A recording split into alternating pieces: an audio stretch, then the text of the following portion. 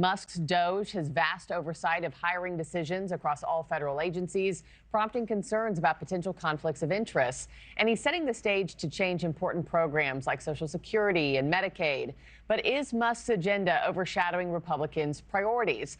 Joining me now is Sean Spicer, who was White House press secretary during the first Trump administration. Sean, good morning to you as always. Thanks for hopping on. Good morning, Markie. Thank you for having me. Yeah, of course. Let me just start with Musk's recent comments that he made on Social Security. I know you know what I'm about to play here, calling it a Ponzi scheme on the Joe Rogan Experience. Take a quick listen for our audience at home. Social Security is the biggest Ponzi scheme of all time. Right, explain that. Oh, so, well, people pay into Social Security, and the money goes out of Social Security immediately, but the obligation for Social Security is your entire retirement career.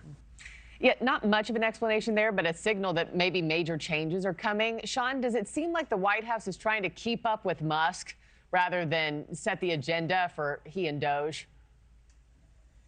Yeah, there's a few things there. Number one, Markie, I think that there's no one, including myself, that recognizes you're always keeping up with President Trump. I mean, I think Elon's keeping up with him. And you see sometimes that back and forth on social media where he's like, yes, Mr. President, I'll get you there. Second, on Social Security, I think those are clearly Elon Musk's comments and thoughts. And I mean, without getting into it, I got a D in economics in college, but I can tell you that Social Security is not the best deal for retirees. It was never meant to be a retirement program. It was meant to be supplemental. And it doesn't actually, that we could do a lot more is to put it mildly in terms of helping people with a guarantee for their retirement. But that aside, this gets back to the bottom line, which is President Trump has made it clear since he first ran for president in 2015 that he doesn't want to touch Social Security, minus maybe weeding out fraud, waste, abuse, and inefficiency. So that's. I mean, I took that clearly as Elon Musk's personal view, and I think any clued-in Americans, like I said, who have a D or higher in economics, know that Social Security is not the best deal we could be giving our retirees, but that's an aside. Yeah, I can't believe you made a D in anything, Sean Spicer. I'm shocked. Well, that's why I switched to government, Markie. I switched to government. Yeah, that's good stuff. Hey, you know, he's also showing support for the idea of the U.S. withdrawing from NATO. I mean, given his influential position, does his endorsement reflect any sort of shift in official foreign policy? No, not at all. Okay. Look, at the end of the day, President Trump's the one who leads this. Elon Musk knows that.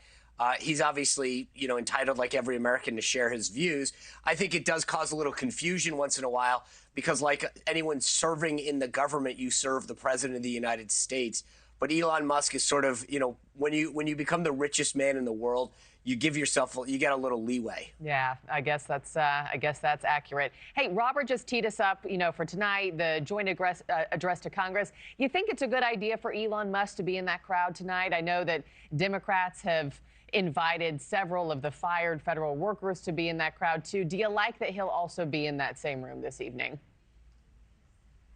Well, look, we're talking about DOGE. We're talking about federal workers. We're talking about the debt and the deficit. It would kind of be obvious if he wasn't there. The president's top staffers, the cabinet all goes. So to not be there, I think, would be a little weird, to kind of almost like you're hiding him. And I think the president, as you saw in the cabinet meeting the other day, is very proud. I think the one thing that's missing is, you led this segment off with kind of our Republicans getting tired.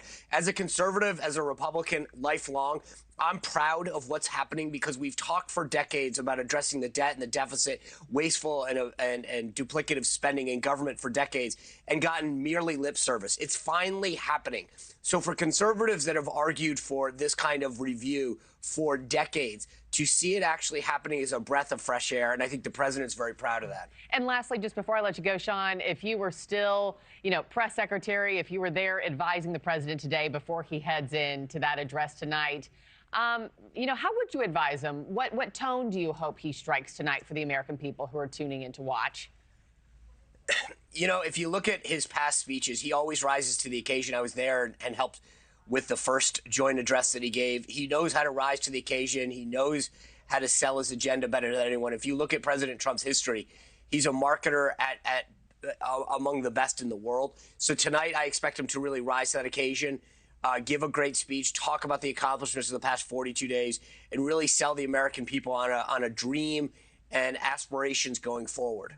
Thanks for watching, everybody. Go to joinnn.com to find NewsNation on your television provider. Also, don't forget to click that red subscribe button below to get more of NewsNation's fact-driven, unbiased coverage.